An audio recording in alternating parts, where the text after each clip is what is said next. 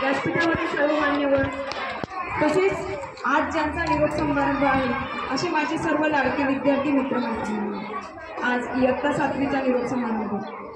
निरोप म्हटला की आपल्याला सोडून जाणं याच गोष्टी वाटतात, परंतु बालमित्रांनो, तुम्ही आम्हाला सोडून जरी गेले, ह्या शाळेतनं जरी तुम्ही जाणार आहात, पण तुमच्या आठवणी आणि तुम्ही आम्हाला नेहमी गेटवरनं जाताना दिसणार. मी कालच बोलता बोलता विषय बोलले की एवढे 4 दिवस फक्त तुम्ही आमच्या सोबत आहात. कदाचित जूनचे सुरुवातीचे दिवस तुम्ही येणार, आमच्यापर्यंत येणार, गुड मॉर्निंग वगैरे म्हणणार, परंतु नंतर आम्ही तुम्हाला म्हणणार की आम्हाला गेट बंद करायचं आहे. आणि त्या आठवणी असतील आपल्यासोबत फक्त की आपण काय काय केलेलं आहे.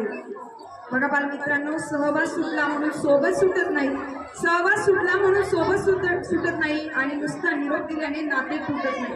तुमचं आणि आमचं नातं हे असं इतक्या सहज तुटणारं नाहीये. आपलं नातं हे अजन्म आहे. तुम्ही आमचे विद्यार्थी जरी असले तरी मला वाटतं की तुम्ही आमच्या घरच्या 2 मुलांपेक्षाही तुम्हाला जास्त जपतो, आम्ही जपलेलो आहोत. जेव्हा 6 तास आपण एकमेकांच्या समोर उभं असायचो. मी 2023ला या शाळेत आले आणि योगायोगासाठी आपल्या ज्या मुख्याध्यापिका मॅडम होत्या, भाईबंग मॅडम, यांनी मला आणि शिंदे मॅडमला बोलवलं आणि त्यांनी विचारलं की तुम्हाला कोणता वर्ग हवा आहे, चिठ्ठी काढायची का.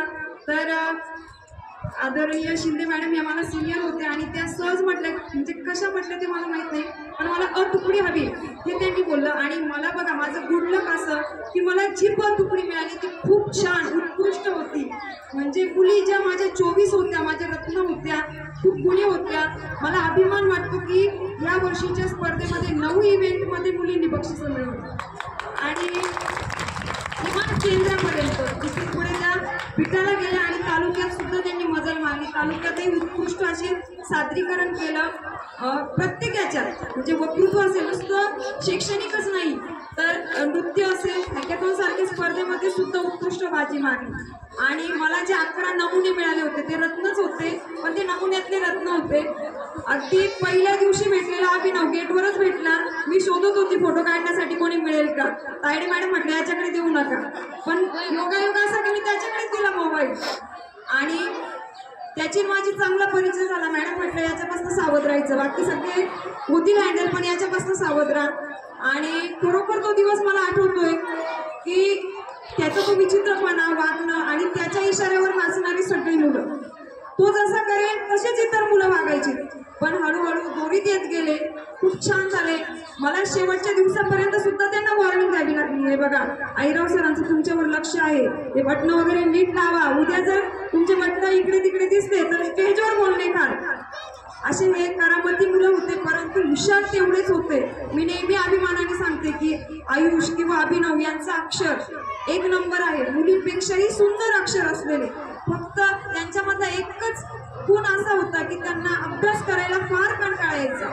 मग वर्गात जेवढं काही शिकवलं जाईल त्यावरच त्यांचा पेपर, त्यावरच ते मार्क्स मिळवायचे आणि तेही आउट ऑफ असायचे. मग असे हे गुणी मुलं मला मिळाले आणि मुलींचं कौतुक करावं तेवढं थोडं. अगदी छान मुली. मोनिका टीचर टीचर टीचर करायची, मी तिला म्हणायची अगं बाई बस झाला आता, पण तिने माझा पिछा काही शेवटपर्यंत सोडला नाही. अशी गुणी मोनिका किंवा जाधववाडीच्या माझ्या मुली निशा, गौरी ज्याही आहेत, जाधववाडीवर नाही येतात त्या, एवढ्या लांबून यायच्या, पण वेळ त्यांनी चुकवली नाही. मुलांचं व्हायचं 19-20, पण मुली मात्र वेळेवर शाळेत हजर असायच्या लांबून येऊन सुद्धा.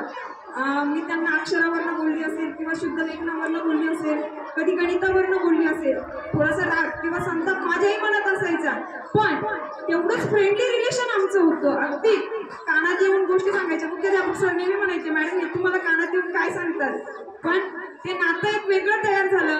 घरी मुली नाही आहेत, पण ह्या मुली माझ्यासाठी माझ्या कायमच्या आयुष्याची शिदोरी आहेत. त्यांच्या प्रत्येक सुखदुःखात मी नेहमीच सहभागी राहील, कारण त्यांचा जो बेस घडवणाऱ्या मॅडम होत्या त्या म्हणजे Chakre madam, Sambare madam, Tayde madam यांनी उत्कृष्ट त्यांची घडत केली.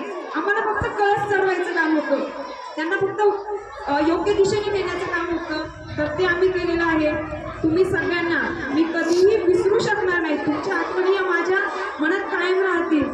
बघा ही शाळा पाहिल्यानंतर मला एक म्हणावंसं वाटतं, घर असावे घरासारखे नको तर नुसत्या भिंती, घर असावे घरासारखे नको तर नुसत्या भिंती, तिथे असावा प्रेम जिव्हाळा नको तर नुसती नाती, तिथे असावा प्रेम